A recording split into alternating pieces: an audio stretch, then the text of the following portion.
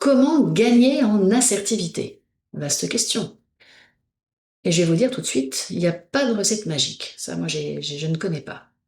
Pourquoi? Parce que nos personnalités sont différentes, sont riches, sont variées, et les contextes professionnels souvent très complexes.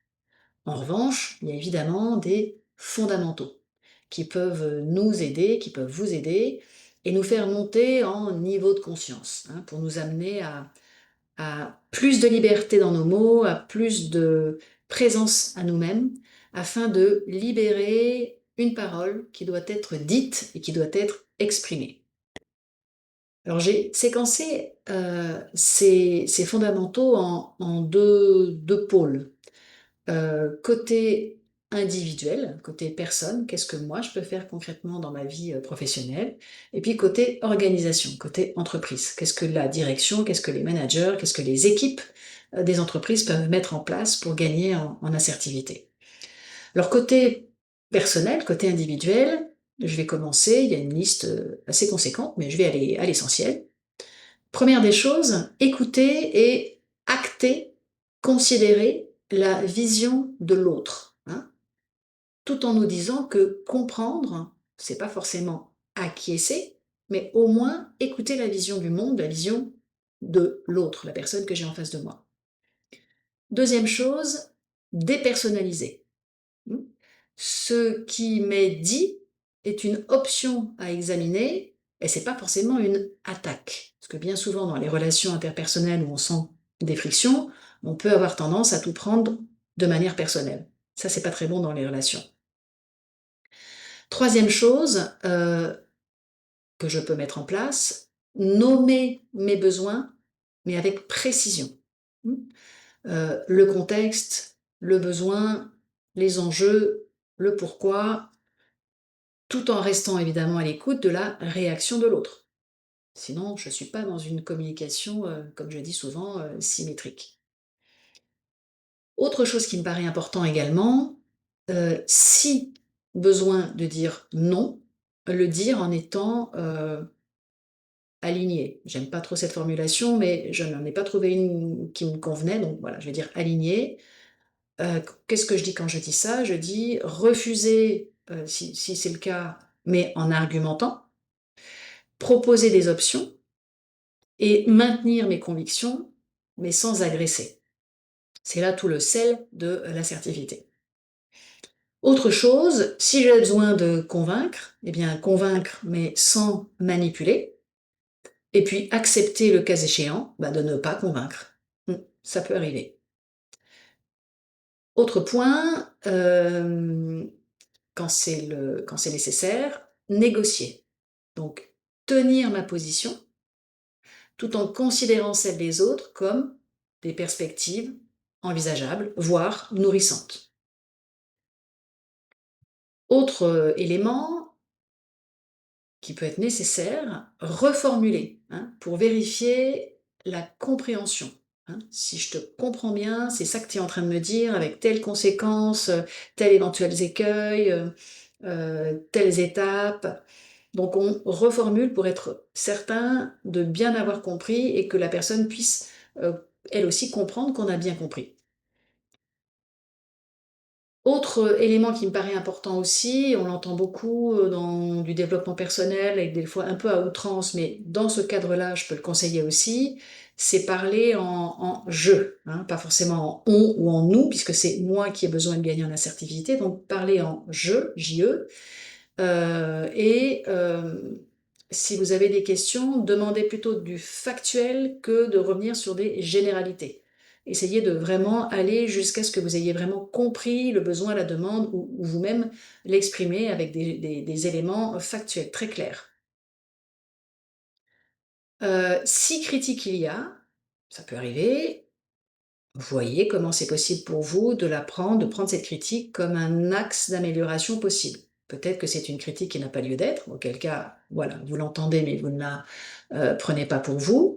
En revanche, il y a des fois dans les relations interpersonnelles où on nous fait une remarque que l'on peut prendre comme une critique, mais ça peut être aussi une critique, mais qui peut au final être assez constructive pour nous. Donc ça peut être bien de la prendre comme telle, comme une forme d'amélioration possible. Mettez-vous, et je le dis très souvent dans mes vidéos ou dans mes posts LinkedIn ou dans mes articles de blog, mettez-vous dans une relation adulte-adulte, hein, c'est-à-dire ni supériorité, ni soumission. Suspendez votre jugement a priori, quand c'est possible pour vous, hein. Et puis, même si ça vous agace, ce qui peut vous être rétorqué par rapport à ce que vous dites, essayez d'être le plus possible dans l'instant présent et de suspendre tous les jugements qui pourraient venir altérer votre communication, vos échanges et la qualité de votre relation. Et quand c'est possible, je dis bien quand c'est possible, parce qu'il y a des fois où ça ne l'est pas, mais quand c'est possible, privilégiez plutôt les formulations positives. Dites plutôt ce que vous souhaitez que ce que vous ne souhaitez pas. Allez plutôt vers ce dont vous avez besoin que de vous éloigner de ce que vous ne souhaitez pas. Proposez des solutions en lien avec ce que vous souhaitez et dites pourquoi.